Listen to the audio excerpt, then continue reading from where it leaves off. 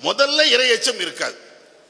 அவன் வட்டி வாங்கி இருப்பான், கொடுமையான பாவங்கள் செய்திருக்கலாம், விபச்சாரம் பண்ணி இருக்கலாம், புறம் பேசி இருக்கலாம், மனித உரிமைகளை மீறி இருக்கலாம். இது போன்ற எண்ணற்ற தீமைகள் அவன் செய்யக்கூடியவனாக இருந்தாலும் அடிப்படையில் முதல்ல அவன்கிட்ட இறையச்சம் இருக்காது. ஒரு மனிதனை இறைவன் தண்டிப்பதாக இருந்தால் ஃபர்ஸ்ட் அவன்கிட்ட இருந்து இறைவன் எடுப்பது இறையச்சத்தை தான் எடுக்கிறான்.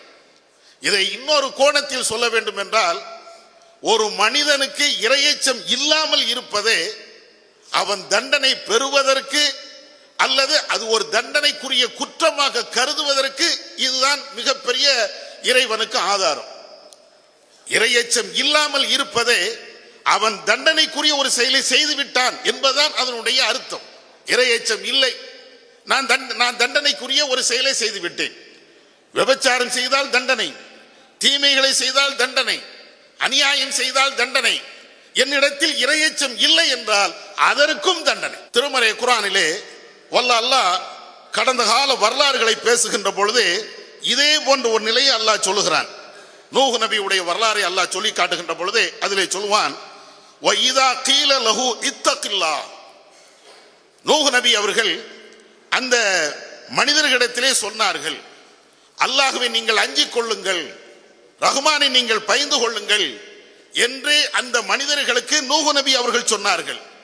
ஆனால் அவர்கள் எதை கையில் எடுத்தார்கள் என்றால், அகதத்துல் இஸ்ஸத்து பில் இஸ்மி, பாவத்தின் காரணத்தினால அவர்கள் அகம்பாவத்தை, திமிர்த்தனத்தை, ஆணவத்தை கையில எடுத்துக்கொண்டார்கள்.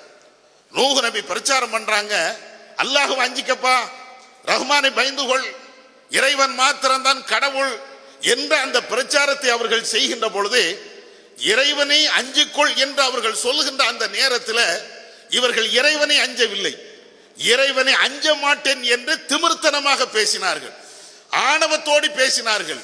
அல்லாஹ்வை நாங்கள் பயப்பட மாட்டோம் என்று மிக கடுமையான வார்த்தையிலே பேசினார்கள்.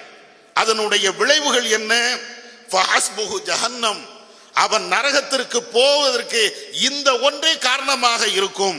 வலபீஸல் மிஹாத், அவன் தங்கக்கூடிய இடங்களிலே மிக கெட்ட இடம் இதுதான். அவர்கள் மிகப்பெரிய தீமைகள் செய்தார்கள் என்பதை இங்கே அல்லாஹ் பட்டியல் போடல.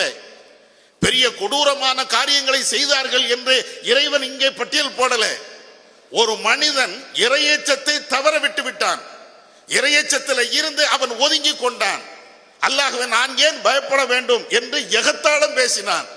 இறையச்சம் இல்லாத ஒரு காரணத்திற்காக வேண்டிய அவர்களுக்கு நரகம் இருக்கிறது என்று இறைவன் இந்த வசனத்திலே சொல்லி காட்டுகிறான்.